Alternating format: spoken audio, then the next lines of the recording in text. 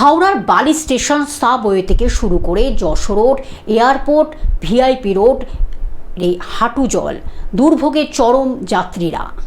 এদিন স্বল্প সময়ের এই অতিবর্ষণে কলকাতা, বিধাননগর, নিউ টাউন সহ হাওড়া ও শহরতলি একাংশ জলমগ্ন হয়ে পড়ে। জলে ভাসতে থাকে কাশীপুর, দমদম, শ্যামবাজার থেকে শুরু করে মধ্য কলকাতার বিস্তীর্ণ এলাকা, যার জেরে দুর্ভোগে পড়েন অফিস ফেরত নিত্যযাত্রীরা।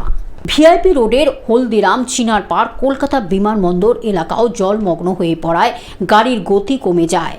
বিমানবন্দর সূত্রের খবর, উড়ান চলাচলে বিঘ্ন ঘটেনি, যদিও বিমানবন্দরে পৌঁছানোর ক্ষেত্রে দুর্ভোগে পড়তে হয় একাধিক বিমান যাত্রীকে। ট্রেন চলাচলও স্বাভাবিক ছিল না বলে জানা গিয়েছে।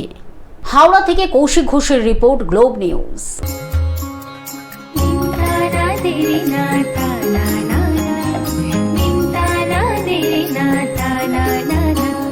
পাশে সবার প্রিয় গ্লোব টিভি, সাথে সবার প্রিয় গ্লোব টিভি।